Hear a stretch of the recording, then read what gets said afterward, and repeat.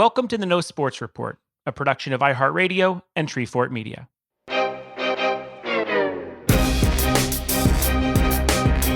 My name is Jensen Karp, and I'm a sports fan, which nowadays means I'm basically a contract lawyer. Because if you want to follow any news story involving athletics, it's about players' unions and profit sharing and TV deals and never-ending negotiations. Will NBA players wear rings that alert officials if they're running a high temperature? Will baseball players start extra innings with a runner on second base? By the way, that's a real one. Will tennis players have to wear Birkenstocks while playing to lessen the chance of spreading the virus at tournaments? I made that one up, but it wouldn't be far off. Sure, we're weeks away from Major League starting back up, but are we? I guess only time will tell. And I'll keep asking these athletes and sports industry professionals what they're up to during this very weird time in American history. All on the No Sports Report, with some sports now. It would be difficult to find a global sporting event that has had as much of an impact on our country as the 1999 Women's World Cup.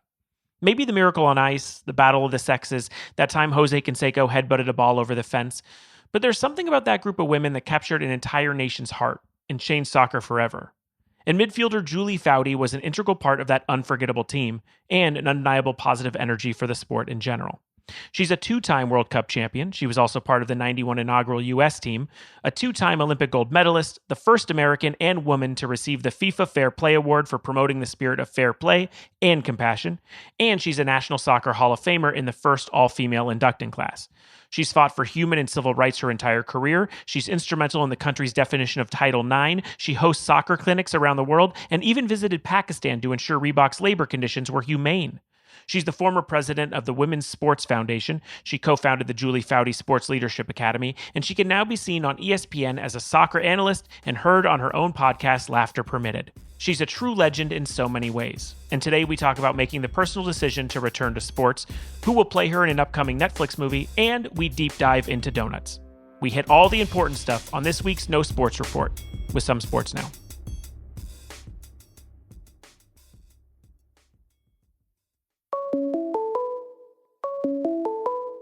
Call from Julia Gulia. To accept, press 1. Hello, Julie. Hi, Jensen. Hi. I know things have been relaxing lately around the world, so everyone is sort of moving out on their own pace. But I want to know where you've been quarantined and with who. Oh, gosh. I have been quarantined in San Clemente, Southern California, my home, which is a great place to be quarantined. Yes. A lot of trails and hiking and a beach that's right around the corner. And so we've been spending a lot of time outside, me and my family. And you have 2 kids, correct? I do, yeah. And I have a husband who cooks. Oh. Yeah, it's good. It's good living. That is truly, that's like gold mining and finding a huge gold piece in quarantine. I know. And he's always been a really good chef, but like you just, with the chaos of life, you never have time to hunger in and cook like he has. And he is, checking out recipes, trying new things. I'm like, I love this man in quarantine. Let's go. That is great. I was nervous because I do know you're from Mission Viejo. Mission Viejo is in Orange County. All I do all day is worry about Orange County now. Do you? They've decided to not make masks mandatory. Oh, I know. It's so stupid, right? It's terrifying. Where are you from? I'm from Woodland Hills. I'm from the Valley. Okay. Yeah. I know. Well, another topic for another day, but sure. It's what happens when your leader doesn't promote it, right? I agree. I mean, my wife and I went out to eat for the first time. We decided we would not sit inside of a restaurant. We have a 1-year-old, so we wanted to get him out into the world. So he's a little less of a bubble boy. And we sat outside of a Baja Fresh. We ordered with our mask on, walked outside, waited till the food came to take our mask off. I'm telling you, it's not even enjoyable. Yeah. It's a weird feeling. I know. We haven't actually been out to eat. And I don't know. I can't even imagine having a young kid right now. Our kids are 11 and 13. I say that all the time. I'm like, oh my God, with, not having them in school or just being so young that, you constantly have to be attentive. It's kind of nice to be able to say like, okay, you good on school? Yeah. Okay, good. I'm going to trust that right now. I have talked about this numerous times on the podcast. I actually believe the exact opposite, which is that with my 1-year-old, I could hand him wrapping paper and he's busy for 2 hours. Oh, really? You have kids who have full functioning brains. You have to do homeschooling. How have you been passing the time? actually, they're like the perfect age because they're very self-sufficient. Mm-hmm. And the only thing they have yet to conquer is a 5-course meal that they should be cooking for us, which I would have then qualified this as a complete success. But yeah, they're actually, my 13-year-old girl is amazing with that. Like, she's always been a great self-starter, very on top of school and homework and all of that. So her making that transition was super easy. The 11-year-old boy, I said, look, I'm going to give you ownership, buddy. Mm-hmm. And the teacher is a friend, so I would occasionally check in with her, like, hey, is he turning stuff in? I'm like, can you let me know if he's not? Right. She's like, no, he's been great. You're all good. So yeah, they were really good. I mean, they're super eager to get back into school and see kids and friends and everything else. So I'm hoping that happens, but I know we're still ways away from that. Is there anything that you picked up, new hobbies, stuff you've been binging? When you look back on quarantine, what sticks out the most as far as what you've been able to do? The chaos of just what I realized, and I think everyone has, is just, it was to find the silver lining. It was a moment to actually take a breath, right? And to just go, oh my gosh, we're running from thing to thing and sport to sport and activity to activity. And to even be able to sit around a dinner table and talk and eat and share and laugh and do all those things together as a family was something that was a rarity. So that has been a joy. Mm-hmm. Like I was saying, my husband has been cooking a ton and he's a great cook. And so to be able to spend time around a dinner table and, we do something at the dinner table that we introduced on the podcast as well, on my podcast, mm-hmm. which is, high, low cheer. So they're high of the day, they're low of the day, and someone they cheer for or something they cheer for. And so we've been doing that during quarantine a ton. And then just time to actually sit and watch things that you didn't get to watch. Like we do movie night practically every night or game night, or we're very competitive. So we play a lot of ping pong and volleyball and soccer and everything. Pickleball is our new thing we've taken up. So I'm on the road all the time for work. So to have that continuity and routine and time was actually, I look back and I go, God, that was incredible. Like really blessed in that sense. Yeah, and you're actually not the first person to bring up pickleball. So that it seems like some people have been have gravitated towards it. Oh, we don't mess around with our pickleball either, Jensen. I taped out a cord on the front. We had a net. I marked it. I taped it. I got the really industrial Gorilla tape, stucco tape, and we have a tournament. We don't mess around. Oh, I would not think the Foudy household is anything else. But a lot of people have been binging television and movies and all sorts of things. And right before quarantine, speaking of binging, Netflix announced it's working on a movie about the historic 1999 World Cup team you were on. You were such an integral part of. As someone who has not yet had a movie made about my life, how do you hear about that? Do they call you? How does that come together? Wait, what? We have a movie? No, we were an integral part of the process with the 8. There's 8 of us on the team of the 20 that they purchased the life rights to, although the film will be on, the whole team, of course. So the 8 of us had been very engaged for the last couple of years because this is something that's been in the works for a while. And Netflix, when they heard about it, which was really neat, they jumped right in and said, let's go.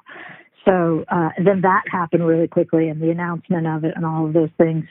But yeah, we knew this was coming, and it was, how do you in the middle of a quarantine kind of get the word out? So we came up with the idea. They came up with the idea of that video where we're passing the ball to each other. But yeah, it's going to be really neat because it's not a documentary. It's a feature film. It's a movie, and so they'll have to write it and cast it and all those things. It's a ways away, but it's still pretty cool. Well, I did find a website that had some casting suggestions for you. Do you have someone in mind? Because here's what the website threw out. They threw out Anna Camp, who's an incredible actress. Mm-hmm. They threw out Claire Foy, who I love as well. And then this was a dark horse for you, but Cecily Strong from SNL, who I love very much, but I don't know if I see it. But is there someone that, without spoiling anyone who's talking to anyone, was there someone when this idea first got thrown out there that you went, who'd be a good me? Dolly Parton. Okay, well, that's different casting. I'll allow it. I mean, she's being brought up a lot as a new statue. Everyone wants her to take over the Confederate spaces. Yeah, no, of course it's a fun game to play. And we all actually were like, hey, wait, do we get a say in this? And who do we want to be? And so we start playing that game. And so I've seen a lot of that on Twitter and social media, which is fun, but I don't have any preferences. I know they'll do a great job. I mean, it's nice to hear too that it's getting a ton of interest from really good writers and actors as well. So I do think it could be a really cool movie. More with Julie after this. Now, let's get back to Julie. We talked a little about the fact that a lot of the country is reopening, and there's been such a large magnifying glass on sports, which some people saw coming. I did not. Who will play, who won't play.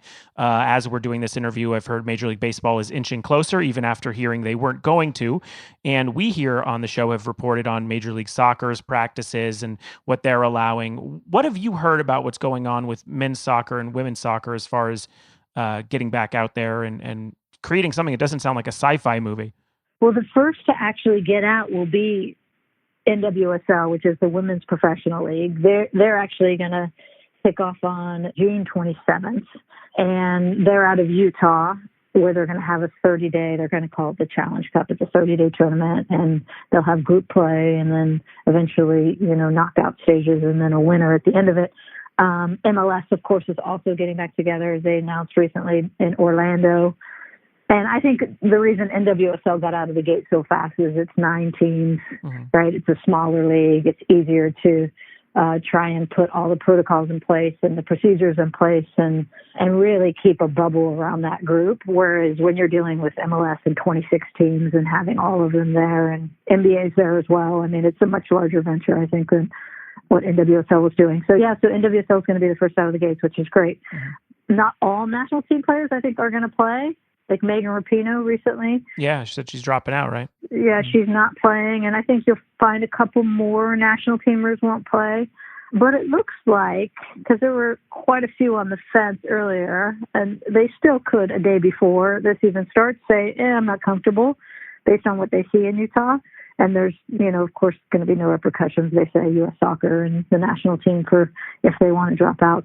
But I think you will see most of the national team playing. I mean, I've not hidden my feelings about this on the podcast. I am very concerned about the health of athletes. I know there's been some issues recently with the Dallas Cowboys. The WWE has been having outbreaks. Auburn, Mississippi State, Alabama. I feel uncomfortable with players signing these waivers that we're hearing about in their contracts about if they get sick. And I look to someone like you, someone who's done so much work for human rights and the correct thing to do. What is your feeling on getting back to sports? Yeah, I mean, it's a hard one. I get we want to see people playing and we want them back out there and we have to return to some sense of normalcy. But you also look at, a month ago, we thought that you got to July and we would be seeing, obviously, the curve not just flatten, but go down. And what are we seeing in this country, right? Is that you have a lot of states right now when we're starting to open things up, and especially with a variance of standards and regulations and rules and how people are dealing with it, that, you're starting to see the numbers rising, which concerns me, honestly. And I think that's where, you talk to NWSL, they say, look, we talked to 15 doctors. We've had all of these consultants. We have all of these procedures. We're doing all of these precautions to make sure that we're staying in one place. They're calling it their village. And there is really a bubble around them, and they have procedures when people test positive and all these things. But at the same time, everyone's different in how they approach that, right? Like my comfort level may be very different than another person. And so I think the most important thing that the players secured was the right to say at any time, I'm not comfortable. Right. And if I'm not comfortable, I'm not going to get my salary docked. I'm not going to get cut. I'm not going to have these repercussions. And I think that's an important piece of it, obviously, because of the variance of comfort levels for that. So I think about if I was in that moment, and when people say, well, why isn't Megan Rapinoe playing? I say, why are we judging that? That's her decision to make, right?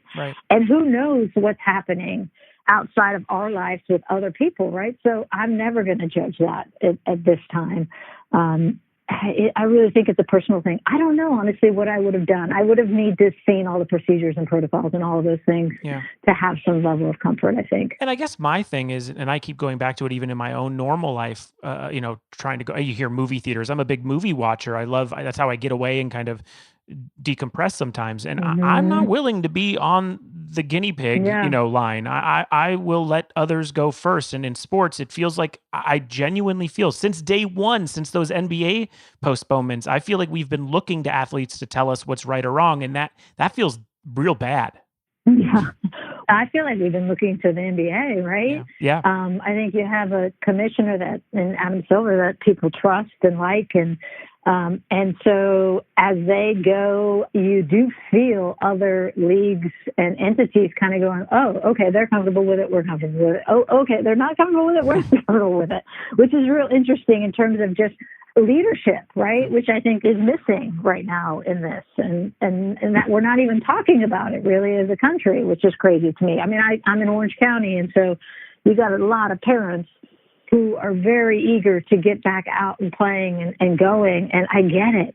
But it's also like, but wait, let's also take a moment and breathe for a second and say, what's going on here? Yeah.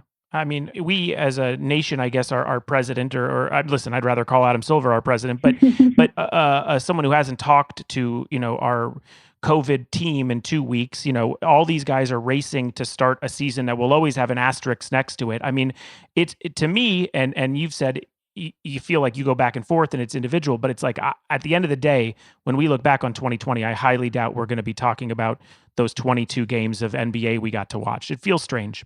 Yeah. And I think it also feels strange just with all that's happening with George Floyd. Yeah. I mean, sports feels weird to me. Yeah. Like even with, and I know, Jensen, you guys are having these conversations on your podcast, but, we've had to totally look at, okay, what are our conversations we've had with Black athletes? And are we talking about this enough? And then we realized, we were having these conversations about, and we interview all female athletes, and not just the athletes. We've had Robin Roberts on, and, I talked to Robin Roberts about the struggles of being a woman in our industry, but never a Black woman in our industry. So we're not telling her full story. Right? As unintentional as it is. So we've gone back and said, hey, can we get this right? Yeah. And so to me, even discussing sports sometimes right now with all that's going on and the craziness, it's like, I have a hard time turning my attention to it. It's a weird up and down for me as well, because that's how I feel initially. And then sometimes you hear what LeBron is saying. You hear some of the players who I look up to in that way. And you hear them say, this is an avenue where we could be able to show that kind of protest. And I know you've been dealing with these barriers put up by men in power, like you said, kind of a different angle. But these last few weeks with a totally different minority group looking for what they deserve. I mean, it feels like such a no-brainer to people like you and me. But do you think that the average sports fan, will be able to see those forms of protest the same way you and I would? Or is it still just sports? Give me more context. The protests at events, like athletes protesting, or are you talking like general protests? I'm talking about athlete protests, because here's my thing, right? So LeBron James has been told to shut up and dribble too many times, in my opinion, to think that the whole world is going to change and give him the correct kind of credit that he deserves when he gets back out there. Yeah. And I understand that their ideas are going to be awesome. I'm going to be applauding them. You're going to be applauding them. Yeah. But at the same time, the sports community, to me, and I guess I could be proven wrong, but based on the NFL over the past, 10 to 15 years, I don't trust those protests in the wrong hands, and I guess that concerns me. Yeah, I do sense that we're chipping away at that feeling, and it may just be a loud minority, right? Of the shut up and dribbles, because you see it now in the Cleveland Brown quarterback Baker Mayfield, right? Yep. When he came out the other day saying, I don't care if I lose fans on this. I stand for this. I'm going to kneel with my team. I'm going to stand alongside my Black players. And the Drew Brees reversal, right? Yeah. In terms of him admitting, okay, I'm sorry, it wasn't about the flag, and this is bad timing. So I do sense that even with the national team, the soccer team, when Megan Rapinoe, you may recall, Jensen kneeled in solidarity with Colin Kaepernick back in 2017, she got a ton of criticism. Oh, yeah, tons. And even, there's a photo that went around social media recently, some of her Black teammates were kneeling alongside her. She was the only one kneeling, right? Which at that time was like, whoa, what is she doing? And she was saying it's not about the flag. It's about police brutality. It's about racial injustice. And now she's seen as, with other athletes, like, wow, she was way ahead of her time. Yeah. And So I sense that there are more and more who are saying, I'm not just going to shut up and dribble. I'm not going to stay in my lane. You're not staying in your lane. Why should I not have an opinion about what's happening in this country, especially as it's happening to teammates and black teammates next to me? Even as a white person, I'm going to stand up and say something. And I think that is such a healthy change. I've had more conversations about race with teammates, and I said, I'm so embarrassed that it's taken 20 years, right, to have these conversations. Yeah. Because that's, I think, the first step to breaking down a lot of those barriers, I hope. Sure. Well, I'm hoping for more J.J. Watts and Megans and those kind of people than I am, our president who's saying he won't support or watch, soccer or football if they kneel. I mean, I think that opinion is going to lessen even in his brain, but I'm less optimistic than I want to be. It's interesting, though. The polling is showing, that the latest one, that 75% agree with the protest as a country, right? Like they understand, why there's this anger. So I think I try and keep that in mind that, there is a large majority that understands this is a bigger issue. More with U.S. women's national team legend Julie Foudy after this. Right now, Feeding America is working tirelessly to ensure our most vulnerable populations, like students who are out of school, the elderly, individuals whose jobs are impacted, and low-income families, continue to have access to food and other needed resources during the COVID-19 pandemic. The Feeding America Food Bank Network is committed to serving communities and people facing hunger in America, and their greatest need is donations and support of local food banks. This podcast is committed to donating a portion of the proceeds from the show to Feeding America, and we hope that you can join us in this effort too. Find out how you can help at feedingamerica.org/COVID-19.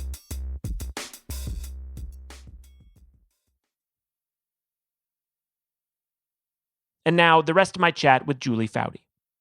As a mother and someone who co-founded the Julie Foudy Sports Leadership Academy that focuses on teaching leadership to teenage girls, what do you tell them about what they're seeing?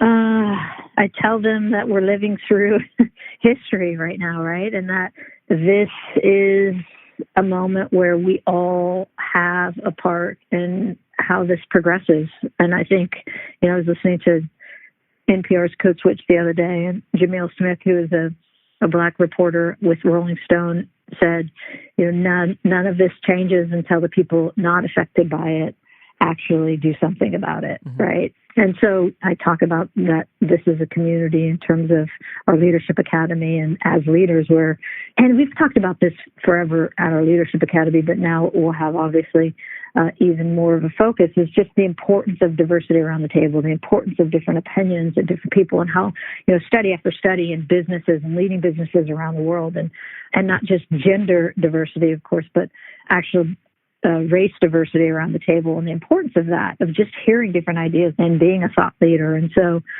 we will continue to we're actually working on right now building into all our curriculum, just relook, which I think is such an important thing to do in this time. With everything in my life, we've gone to the podcast and said, how can we better? We've gone to our leadership academies. How can we be better here to talk about diversity and inclusion, right? And to really discuss these things. Because, even with my kids, watching and reading, and it's something that I've said that we're going to spend the summer doing. Watching it. We watched 13th, which is an amazing documentary the other day. We watched Just Mercy, the movie. I'm reading Just Mercy. I love Brian Stevenson.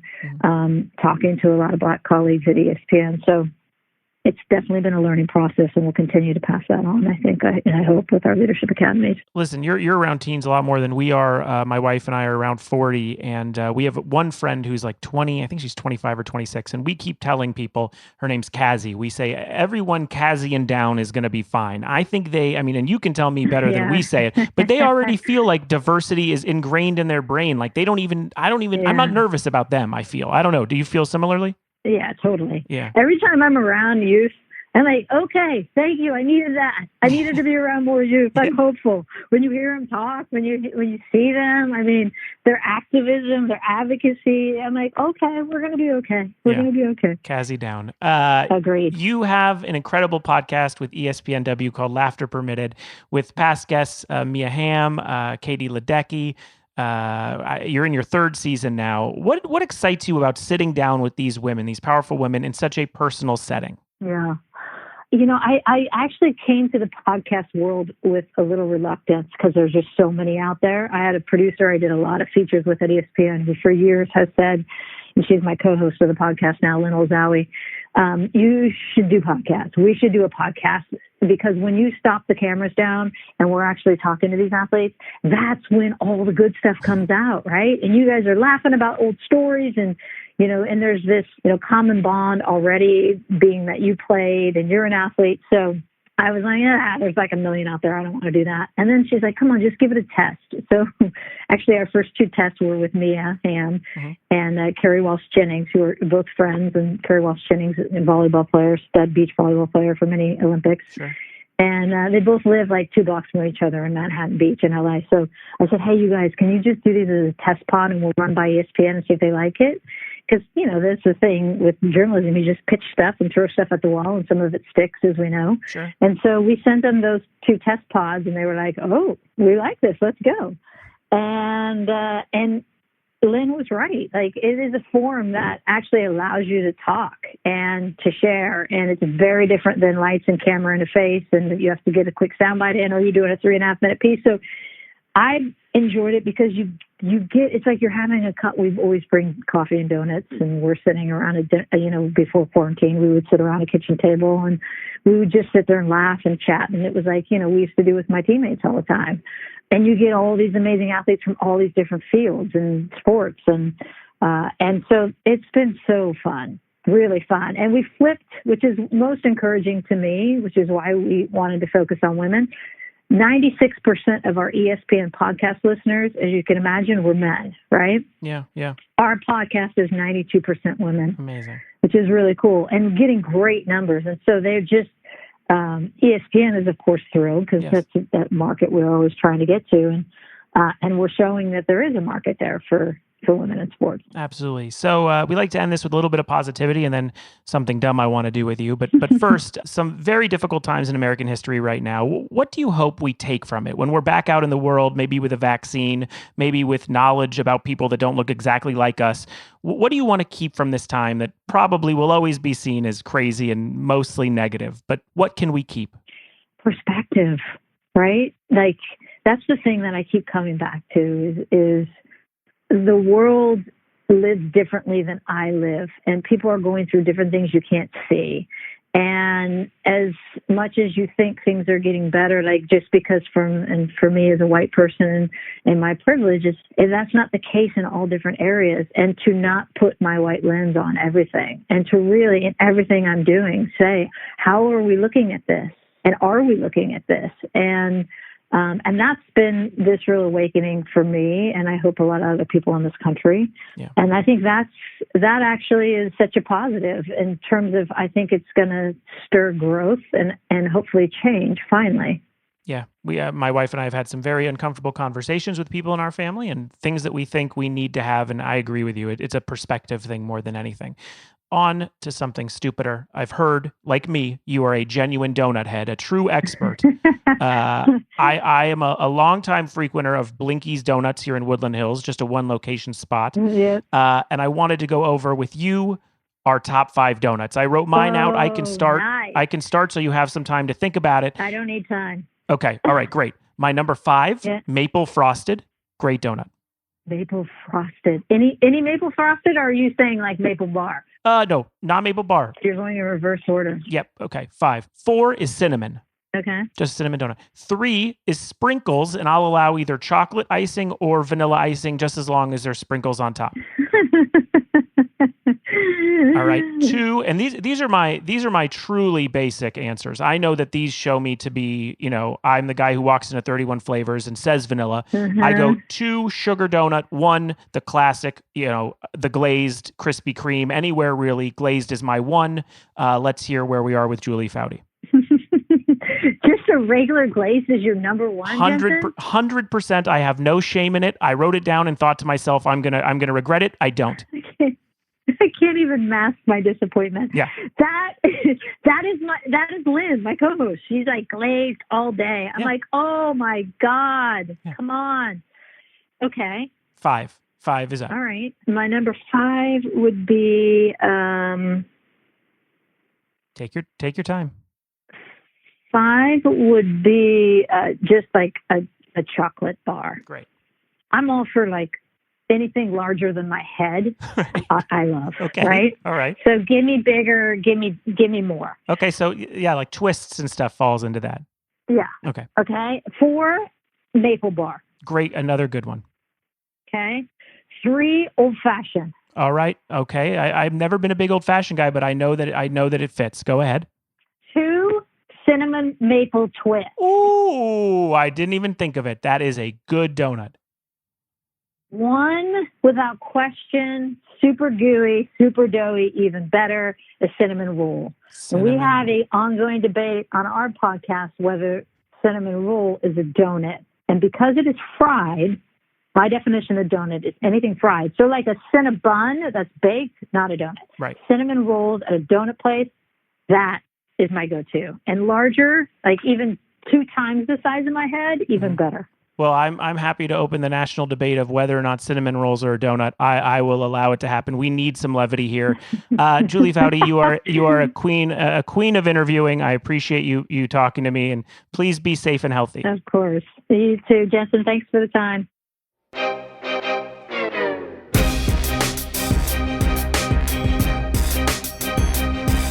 The No Sports Report is produced and distributed by Treefort Media.